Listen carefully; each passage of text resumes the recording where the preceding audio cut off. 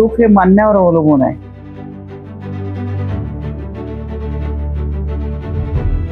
ते बरेच लोक म्हणतात गरिबाचं प्रेम आहे तीच तुमची शक्ती आहे म्हणून.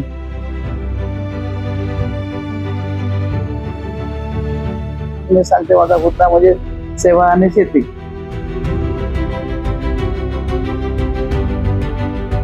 तेव्हा लग्न झालं तेव्हा साहेबांवर 100 केसेस होत्या. ते आंदोलनाच्या दरम्यान सुरक्षित घरी वापस येतील की नाही त्याची सारखी लटकते तलवार डोळ्यामध्ये होती. पुरुष कधीच महिलेवरच्या झालेल्या अत्याचारासाठी माझी दृष्टी जबाबदार आहे, मी जबाबदार आहे असं कधीच म्हणत नाही. नेता नंतर बना, आधी आदर्श आई बनण्याचा प्रयत्न करा.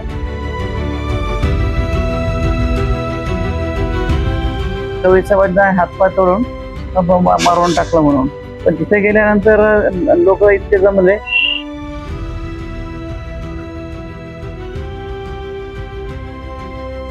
खूप जमले आणि त्यांनी सांगितलं की खबरदार तर जवळ साहेबांना जर हात लावला तर आम्ही संपूर्ण फोटो जाळून टाकू.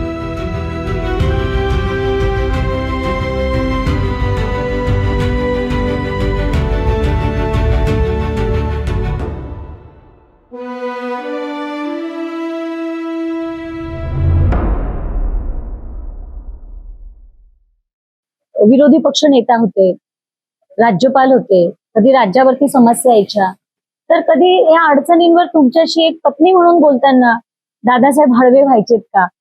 दादासाहेब तुम्हाला सगळं सांगायचेत का? आणि त्यावेळी तुम्ही त्यांना कशा सांभाळून घेत होते? आणखी तुम्हाला एक उदाहरण सांगते. जेव्हा म्हणजे साहेबांवर केसेस होत्या, हो तुम्ही बोलला 100 केसेस होत्या. एकदा ते मोर्शीला म्हणजे केसच्या निमित्ताने गेले. तेवढ्यात माझ्या नंदीचं लग्न होतं.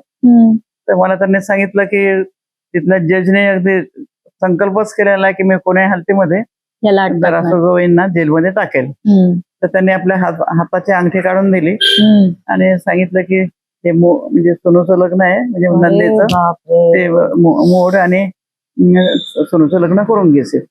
पण तिथे गेल्यानंतर लोक इतके जमले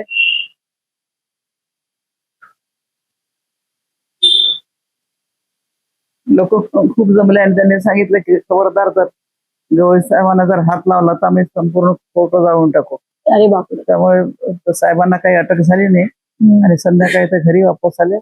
मला थोडं हायसा वाटलं की नाही तर पूर्ण तशी घरची जबाबदारी पूर्णपणे साहेबांनी माझ्यावर टाकली होती. बरोबर. त्यांना कुठली काळजीच नव्हती साहेबांना. बापरे, म्हणजे खडतरचा जो ख आहे तोही आपण समजू शकत नाही, इतकं खडतर आयुष्य त्यांनी पाहिलं. सांगण्यासारख्या गोष्टी भरपूर आहेत. नाही सांगा आई. भरपूर गोष्टी आहेत की ते जीवनामध्ये त्यांना क्षणोक्षणी खूप असं सामना करावा लागला. म्हणजे अनेक कठीण प्रसंगाचा त्यांनी सामना केला. जे विरोधक होते त्या विरोधक जे होते ते कधी कधी चॅलेंज नाही करायचे की आम्ही असं करणारच. त्यामुळे ते घरी येतील की नाही ही कधी कधी अशी शंकाच वाटायची. तर ते आपल्या ते यांना गवई साहेबांना म्हणजे साहेबांना त्रास द्यायला कुठल्याही गोष्टीची कसर सोडत नव्हते. पण ते साहेबांचं म्हणजे भरपूर असं म्हणजे तेवढे साहेब शार्प होते. प्रत्येक प्रसंगातून ताऊन सुला कोणते लोक लढवायचे आणि तिथून यायचे. आणि ते भूमिहीनांचा सत्याग्रह होता तेव्हा कीर्ती 6 दिवसाची होती. तर मी त्यावेळेस सत्याग्रह ह्या लोकांना सगळ्यांना हा सत्याग्रह खूप गाजलेला सत्याग्रह. आई सांगा. तेव्हा 6 दिवसाची होती कीर्ती. तर मी डिस्चार्ज डॉक्टर यशोदया गोष्टीकडे माझा बाळंतपण झाला. तर तिथे मला त्यांना काही माहित नाही मी सुट्टी कशा करता मागते म्हणून सुट्टी मागितली सुट्टी दिली. तर मी त्यांना सेवा करायला सायन्स कोरवर गेली. तर त्यावेळेस सुद्धा त्यांना अटक करणारच. आणि दुसऱ्या दिवशी विधानसभेचं सेशन होतं. त्या सेशन मध्ये साहेबांना जायचं होतं. तर यांना अटक झाली पाहिजे असं सरकारने सगळं पवित्र्य केल्यानंतर साहेब अशा तऱ्हेने गेले आणि सरळ म्हणजे हाऊस मध्येच उभे राहिले. काय म्हणतात म्हणजे दादासाहेब एकदम स्पार्किंग असे होते. तर जेवढे देखणे होते तेवढेच ते हुशार देखील हुशार होते. देखील होते.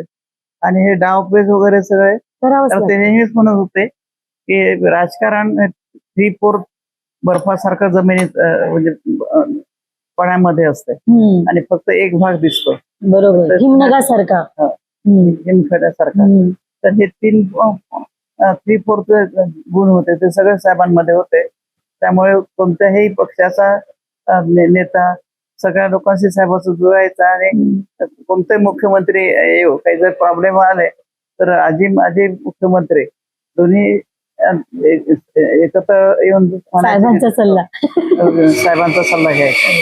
पण आई मला एक म्हणायचंय तुम्हाला, जवळपास 40 वर्ष राजयोग आपण लोकशाहीत आहोत, पण तरी सुद्धा राज्यपाल, विरोधी पक्ष नेता, उपसभापती, खासदार, आमदार, वर्षानुवर्ष अगदी खडतर आयुष्य बघितल्यानंतर मग तुम्ही हा सुद्धा राजयोग पण तुम्ही पाहिला.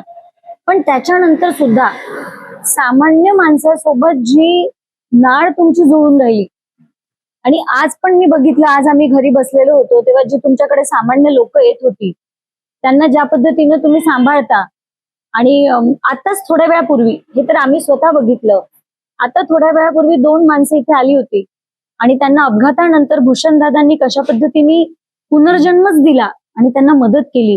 तर इतका सगळा राजयोग बघितल्यानंतर प्रजेशीची ही तुमचं जवळीक तुम्ही निर्माण करून ठेवली अजूनही, हे बळ तुम्हाला अर्थात विपश्यना तुमचे चांगलं कार्य यातून मिळतं. लोकांच्या प्रेमामुळे मिळालं ते. हे जे बळ जे आहे आणि मला बरेचसे लोक म्हणजे माझ्या बाबतीत असं आहे की बरेच लोक म्हणतात गरिबाचं प्रेम आहे तीच तुमची शक्ती आहे म्हणून. आहेच. विपश्यना त्याला पूरक आहे परंतु गरिबांचं भरपूर प्रेम आहे. म्हणजे हे जे तुम्ही सामाजिक, धार्मिक आणि शैक्षणिक संस्था तुम्ही ज्या उभ्या केल्यात आहे, शेती पण शेती सुद्धा, म्हणजे PhD केल्यानंतर तुम्ही फक्त तेवढंच मर्यादित नाही ठेवलं. तर बऱ्याच लोकांना हे कदाचित माहिती नसेल की दादासाहेबांचं जे हे कार्य आहे ते दादासाहेबांचा शैक्षणिक कार्याचा जो वारसा आहे तो संपूर्णतः कमलताईंनी जो आहे तो चालवलेला आहे. तर हे सगळं जे बळ तुम्हाला देतं हे लोकांच्या प्रेमातून मिळतं असं तुमचं म्हणणं आहे. आई, एक प्रश्न, कारण आता आम्हाला वेळ जो आहे तो आपल्याला मर्यादा याच्यासाठी येतात. मला तुमच्याशी तर दिवसभर गप्पा करायला आवडेल, त्यातनं बरंच शिकायला पण मिळेल. म्हणून माझा प्रश्न असा आहे की एखादी तरुण महिला जर तुमच्याकडे आली आणि तिच्यामध्ये भरपूर गुण आहेत पण तिला असं वाटतं तुमचं संपूर्ण आयुष्यच प्रेरणादायी आहे, पण तरी सुद्धा त्यातून राजहंसासारखे काही चांगल्या गोष्टी तुम्हाला वाटतात की या महिलेला मी सांगितल्या पाहिजे ज्यामुळे ही चांगलं कार्य करेल, असं आमच्या प्रेक्षक महिलांना सांगा.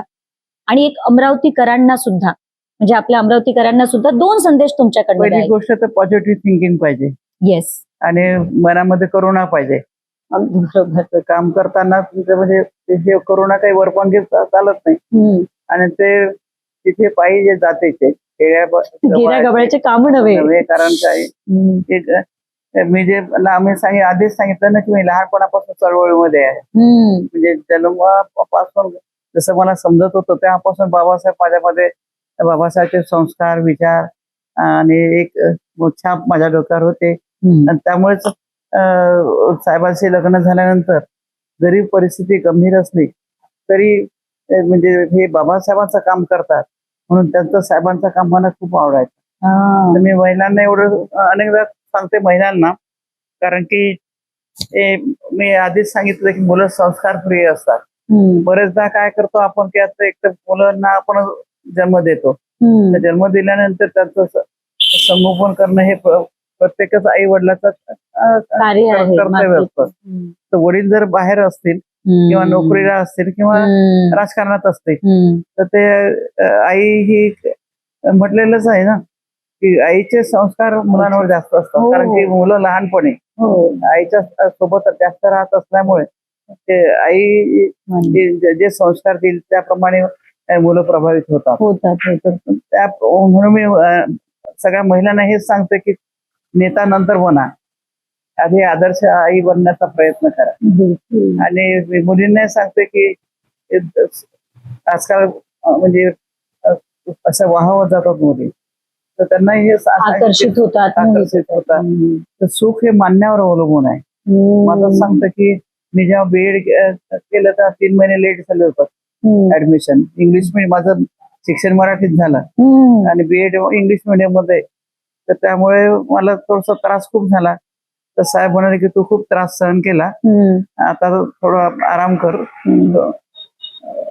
तर मी त्यांना सांगितलं सुख हे मानण्यावर अवलंबून असतं. किती छान. आणि तेवढ्या वेळामध्ये कामराज योजना आली, हम्म, सगळे नेते मोठे मोठे नेते म्हणजे खाली बसले. बरोबर. तर अशा ह्याच्यामध्ये मी म्हटलं की राजकारण हे काही परमनंट नसते. हम्म, आज एकदम मोठ्या पदावर तर उद्या एकदम खाली, हो. परंतु माझी जी नोकरी आहे हम्म, ती मात्र परमनंट हम्म. आहे. आणि म्हणून मी त्या 3 महिने लेट झाल्यानंतरही माझं मराठी शिक्षण होऊन इंग्लिश मिडियम मध्ये तिथे एसटी कॉलेजमध्ये वा. बीएड केलं. हम्म. आणि साहेबांना तेच दाखवून दिले की चूक हे मानण्यावर अवलंबून आहे.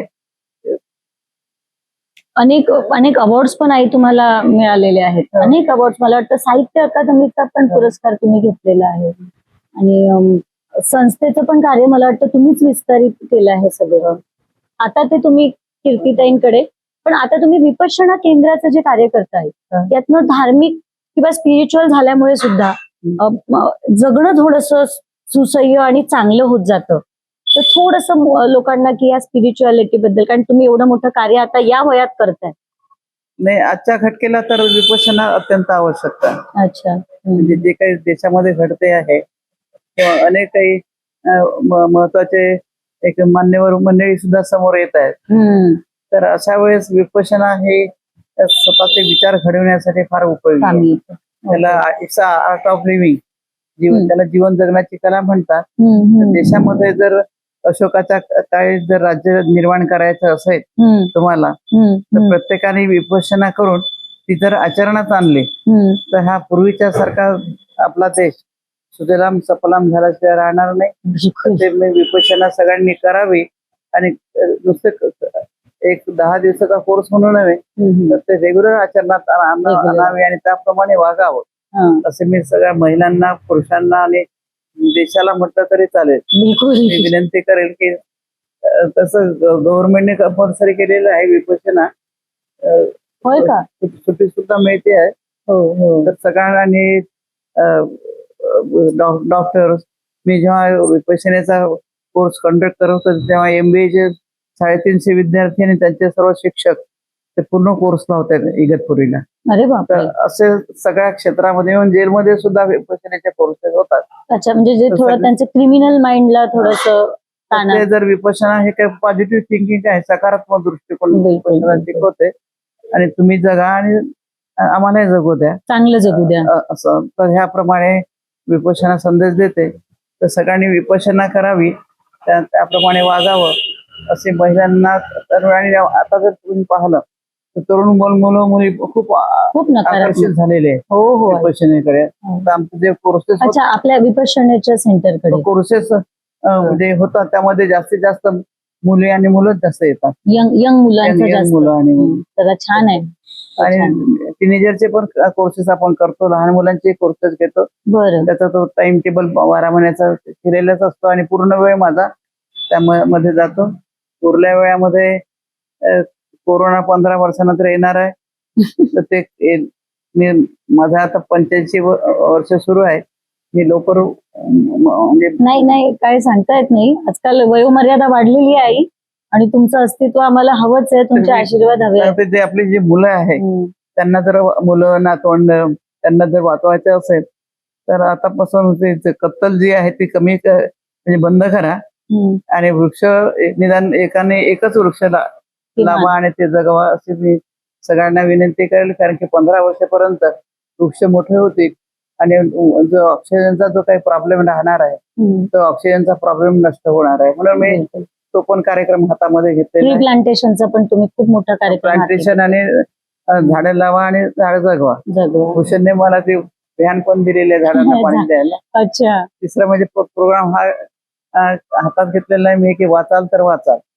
तर बरीचशी जी मोठी मंडळी होऊन गेलेली आहे ती वाचनामुळे मोठी झाली. त्यामुळे मोठ्या लोकांचा प्रभाव पडला आणि वाचनामुळे ती मोठी झाली. तर म्हणून म्हणजे वाचन कारण आपलं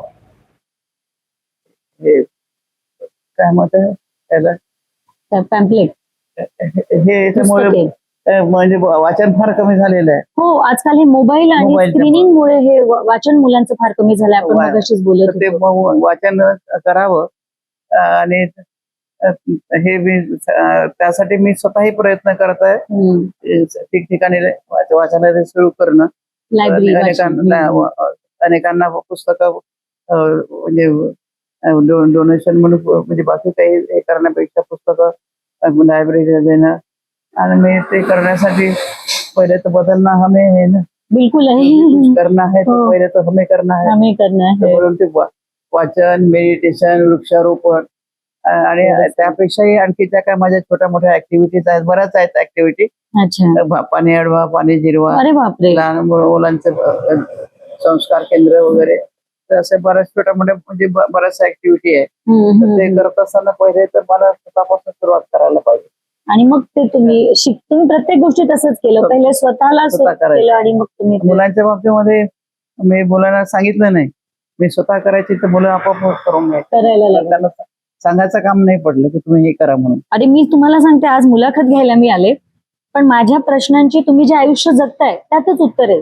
म्हणजे आता जे तुम्ही बोलल्या की ताण, अपेक्षा आणि स्पर्धेतनं जर शांततेकडे जायचं असेल तर विपश्यना त्याच्यासाठी पर्याय. दुसरं आणखी एक सांगायचं म्हणजे की म्हणजे सेवा म्हणजे माझं म्हणणं हुद्दा जर विचारला तर मी सांगते माझा हुद्दा म्हणजे सेवा आणि शेती. तर सेवा जर करायची असं तर त्यासाठी आपल्यामध्ये ते गुण आले पाहिजे. हो, तर तुमच्यात उपजत होते, पण तुम्ही त्याला तयार पण केलं. मला ते असं आवडायचंच म्हणून तर म्हणतो. बाबासाहेब होते म्हणून म्हणजे आम्ही होतो, आणि बाबासाहेब गेल्यानंतर आमचं काय कर्तव्य, जसं उदाहरणार्थ लग्न झाल्यानंतर परिस्थिती जेमतेमच होती, मग आम्ही सेवा काय करणार बाई. त्यावेळेस सुद्धा घरच्या भाकरीवर सासरचे जेवढी खेड्यापाड्यात त्यावेळेस शिक्षणाची सोय नव्हती, तर सेवा कशी करायची. तर ते इतके मोठे म्हणजे हॉस्टेल सारखा म्हणजे स्वयंपाक म्हणजे जे काही साधं भाजी भाकरी असेल काय असेल ते असं काही फॅशन किंवा लक्झुरियस असं किंवा असं जेवण नसायचं, साधंच असायचं. पण घरच्या भाकरीवर बरीचशी मुलं ह्या ठिकाणी शिकली, ते आता सगळे ऑफिसर आहेत. तर त्यावेळेस आपण ती परिस्थिती जरी गंभीर होती तरी त्या गंभीर परिस्थितीमध्येही आपलं कर्तव्य काय आहे ते कर्तव्य करण्याचा प्रयत्न केला. आणि आज आता परिस्थिती काही एवढी खराब नाहीये, पण मला गरज नाहीये, त्यामुळे शरीरापासून सगळं दान करून मी पूर्ण भिक्षुनी सुद्धा मी होणार होती. परंतु आमचे पूज्य भंते, आमचे गुरु ज्ञानज्योती भंतेजी त्यांनी सांगितलं की तू शुभ्र वस्त्रामध्ये जास्त काम करू शकते. बिलकुल. तर म्हणून मी शुभ्र वस्त्रामध्ये भिक्षुनी आहे. तर त्या भिक्षुनीसारखं पूर्ण म्हणजे समर्पण आधी होतच. मी आधीच सांगितलं ना की साहेबांची मी पत्नी कमी होती, डिसायपल जास्त होते. ते समर्पणच केलं होतं, आणि ते समर्पण शेवटच्या क्षणापर्यंत मी जी शपथ घेतली होती ती शेवटच्या क्षणापर्यंत पाळली. साहेबांनी मला आयुष्यभर मला सपोर्ट केला. मला ज्या ज्या गोष्टीची आवड होती ते मला करण्यासाठी त्यांनी प्रोत्साहन दिलं, आणि ते मी म्हणजे करण्याचा प्रयत्न केला. मीच नव्हे तर त्यातून इतरांनाही कसं प्रोत्साहन मिळेल हे सुद्धा मी करण्याचा प्रयत्न केला. त्याच्यामध्ये साहेबांचा जास्त सपोर्ट होता मला. पण तुमच्याकडनं एक तर शिकायला मिळेल, म्हणजे एक नाही बऱ्याच गोष्टी आहेत की समाजसेवा करण्यासाठी पैशांची गरज नसते, तर संवेदना असाव्या लागतात.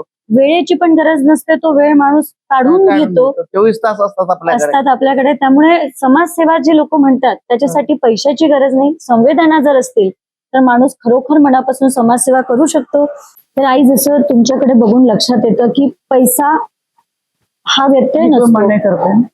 माझं एक स्लोगन आहे, बोला ना. कामापुरतं धन, बनगटात दम, मंगलमय मन, अरे वा, आणि परिश्रम. वा, त्या 4 याच्यामध्ये मी जाते. बिलकुलच. आणि हेच तुमचं आयुष्य बघताना तुम्ही जे तुमचं स्लोगन किंवा ब्रीदवाक्य म्हणाल्या, हे गमक तुमचं दिसून येतं. आणि मी पण तेच म्हणेल की समाजकार्य करण्यासाठी संवेदना फक्त होत्या, पैसा नव्हता तेव्हाही त्या करत होत्या, वेळ नव्हता तेव्हाही त्या करत होत्या. आणि त्यांनी आपल्या आयुष्याचा हा प्रवास इतके 2 महामेरू सारखे, आणि सगळीच मुलं कर्तृत्वान त्यांची, आणि त्यांनी त्यांचं आयुष्य मात्र शैक्षणिक, धार्मिक आणि सामाजिक. सामाजिक. बरोबर बोलते नाही? असा आणि- त्यांनी वसा धरत तो भूषणने शेती वगैरे पण केली. शेती सुद्धा त्यांनी केली, कारण या मातीशी आपण जुळलेलो आहे आणि इथूनच आपल्याला जे काही बीज आहे ते उत्पन्न करावे लागेल. हायकोर्टाचं जज व्हायच्या आधी हाय. त्यांनी शेतीमध्ये सुद्धा बरेच परिश्रम घेतले. आणि बघा ना, या वेगवेगळ्या भूमिका कशा असतात की दादासाहेबांवरती 100 केसेस होत्या. त्या समाजासाठी आंदोलन सत्याग्रह करताना होत्या. दादासाहेबांचा अजून एक जुना प्रसंग, त्यावेळी मी फारच लहान असेल, की त्यांनी राज्यसभेमध्ये कदाचित अरुण शौरींचं पुस्तक फाडलं होतं, पान फाडलं होतं त्या पुस्तकाचं, the worship of false god. की बाबासाहेब जे आमच्यासाठी आदर्श आहे, तर त्यांच्यावरती हे जे लिहिलेलं पुस्तक आहे त्याचा विरोध मी करतो. आणि मग व्यक्ती स्वातंत्र्याच्या नावाखाली काही होऊ नये म्हणून संसदेमध्ये ते करू शकतो माणूस, आपल्या भावना व्यक्त करू शकतो. तशा पद्धतीने रोष त्यांनी त्यावेळी व्यक्त केला होता. म्हणून आपलं प्रेरणास्थान डॉक्टर बाबासाहेब आंबेडकरांना ठेवत दादासाहेब गवई, कमलताई गवई आणि त्यांचे 2 सुपुत्र कन्या हे अतिशय चांगलं असं कार्य करत आहात. तर आई, तुम्हाला काही रॅपिड फायर मध्ये सोपे सोपे 1 लाइनर क्वेश्चन आहे. जसं असतं ना, एका शब्दात उत्तर द्या. बरं. तर त्याच्यामध्ये असं आहे, तुम्हाला काय म्हटलेलं जास्त आवडतं आई, समाजसेविका की लेडी गव्हर्नर? सेवक. समाजसेवक. समाजसेवक पण नुसतं सेवक, केवळ सेवक. बरं. आई, तुम्हाला जर तुमची सर्वात मोठी संपत्ती कोणती आहे? संपत्ती मुलं. मुलं. तुमच्यावरचे असे संस्कार आई वडिलांनी केलेले ज्यातलं तुम्हाला अजूनही लक्षात आहे की हे माझ्यावर झालेत, हे आईनी केलं, हे बरं केलं? माझ्या आई वडिलांचे. माझ्या आई वडिलांनी त्यांच्या संस्कारामुळे मी घडली ना. म्हणजे जे काही तुम्ही आहात ते सगळं आईचं. पाया जे आहे हा, तो तिथूनच झाला माझा. बिलकुल. त्याच्यानंतर लग्न झाल्यानंतर जे काही साहेबांनी मला घडवलं, एक म्हणजे लग्न झाल्यानंतर अर्थात, म्हणजे हो. लग्न झाल्यानंतर मी इतकी काही फार विशेष परंतु बाबासाहेबांचा प्रभाव होता माझ्यावर. नाही आई, तुम्ही दादासाहेबांचं एक वाक्य सांगितलं, तुम्हाला इंटरप्ट करते, की दादासाहेब नेहमी भाषणात असं म्हणायचे की मला इतकी सुसंस्कृत आणि इतकी चांगली पत्नी दिल्याबद्दल ते नेहमी माझ्या माहेरच्यांचे देखील आभार मानायचे. ते मानत असताना तुमच्या आई वडिलांचं आडनाव तुम्ही सांगा, कारण गवई तर लागलंच आहे पण बऱ्याच लोकांना ते माहिती नसेल. तर तुमच्या माहेरचं नाव काय होतं आई? माझं माहेरचं माझं नाव म्हणजे माझ्या भावाने माझं नाव सरस्वती ठेवलं होतं. सरस्वती. शाळेमध्ये. परंतु माझ्या वडिलांना भविष्य समजत होतं, तर त्यांनी माझं नाव कमल ठेवलं. म्हणजे वडिलांनी कमल ठेवलं, भावाने सरस्वती ठेवलं. आडनाव काय होतं आई तुमचं? इंगळे. इंगळे. कमलताई. ओके. इंगळे. आणि वडिलांना ते भविष्य थोडं कळत असल्यामुळे त्यांनी मग कमल नाव ठेवलं. तर त्यांना माहित होतं की हे जे कमळ आहे हे कुठे चिखलातही गेलं, त्यांनी चांगलेच जावई पाहिलेत, आम्हाला दादासाहेब मिळाले तरी हे कमळ फुलणार आहे, हे तुमच्या वडिलांना विश्वास होता, दांडगा विश्वास केलंच नाही ना. मला एवढंच होतं की साहेबांना सपोर्ट करायचा आणि मुलं साधारणतः माणूस म्हणून घडवावे. बिलकुल. फार मोठं माझ्या जीवनाचा उद्देश नव्हतं. एवढंच उद्देश की दादासाहेबांना सपोर्ट करणे. बिलकुल. आणि मुलं माणूस म्हणून त्यांना घडवणं. बस ते तुम्ही केलंच. आणि मला असं वाटतं की मी तेवढंच केलेलं आहे. तुमचं आवडतं पुस्तक पण सांगा येईल. आवडतं पुस्तक? धम्मपद. धम्मपद. आणि आदर्श तुम्ही बोललात, प्रेरणा काय आहे ते आपल्या याच्यात सांगितलंच. तरुणांना एक शेवटचा संदेश द्या आणि त्याच्यानंतर तुम्हाला सोडायची इच्छा तर नाही माझी, पण आपल्याला वेळ. तरुणांना संदेश असा की विनाकारण आपला वेळ नाही घालवायचा. आता माझं जर पाहिलं तुम्ही अतिशयोक्ती नाही, आज मी तुमच्या समोर मी फक्त नुसतं बोलून राहिली, नाही तर एका वेळेस माझं विणकामही सुरू असते, साधना पण सुरू असते. तर मुलांनी म्हणजे नैतिक मूल्याची जपणूक करून परिश्रमातला महत्व द्यावं. कोणतं काम लहान कोणतं मोठं असं समजू नये आणि नेहमी कार्यरत राहावं. आणि आपला देश हा डॉक्टर बाबासाहेब असे म्हणायचे, प्रथम इंडियन आणि फर्स्ट इंडियन आणि लास्ट इंडियन. बिलकुल. तर असं आपला हा देश हा आपल्यासाठी सगळ्यात श्रेष्ठ आहे आणि त्या देशासाठी आपण समर्पण केलं पाहिजे. त्यासाठी प्रत्येकाने ऍक्टिव्ह राहिलं पाहिजे, पॉझिटिव्ह थिंकिंग ठेवून ऍक्टिव्ह राहिलं पाहिजे. कारण तो वेळेचा उपयोग जर केला, कारण गेलेली वेळ कधी येत नाही. विभूषणाने म्हटलं क्षण क्षण का उपयोग करे, बीता क्षण नाही आहे. तर सगळं काही तुम्हाला वापस मिळू शकते, पण गेलेली वेळ वापस येऊ शकत, त्यामुळे वेळेचा सगळ्यांनी उपयोग करा, वाचन करा, वृक्ष लावा, मेडिटेशन करा, खूप छान. चांगल्या रीतीने जगा, इतरांना चांगल्या रीतीने जगू द्या. एवढीच मी तरुणांकडनं आणि सर्व भारतीयाकडनं, आपल्या देशवासियाकडनं अपेक्षा करेल की आपण स्वतः चांगल्या रीतीने जगा आणि आपल्या देशाला सुद्धा सगळ्यांना चांगल्या रीतीने जगू द्या. बिलकुल. त्याकरता त्याप्रमाणे वागा. ते पहिल्यांदा तुम्हाला तसं वागावं लागेल, कारण मी सांगणार आणि मी उलट्या वागणार तर माझं कोणी ऐकणारच नाही. नाही, अगदी बरोबर. मला कोणाला काही जर सांगायचं असेल माझं वागणं तसं तर असलं मला पहिल्यांदा तसं वागलं पाहिजे. बिलकुल. तर मोठी प्रेरणेची शिदोरी आपल्याला कमलताईंकडनं मिळालेली आहे. जो जैसा बोले तैसा चाले, त्याची वंदावी पाऊले, असं आपल्याकडे संतांनी म्हटलेलं आहे. आणि कमलताईंनी खूप मोलाचा संदेश आपल्याला दिलाय की आपण प्रथम भारतीय नंतर भारतीय, वेळेचा अपव्यय करू नका, ह्या प्रेरणेची शिदोरी घेऊन चांगलं असं कार्य करा. तर अशाच पद्धतीने पुढच्या वेळेस परत भेटूया गप्पा विथ प्रीतीमध्ये. रविवारी संध्याकाळी 7 वाजता हा आमचा कार्यक्रम असतो. जय हिंद, जय महाराष्ट्र. धन्यवाद. सबका मंगल हो, सबका मंगल हो, सबका मंगल हो.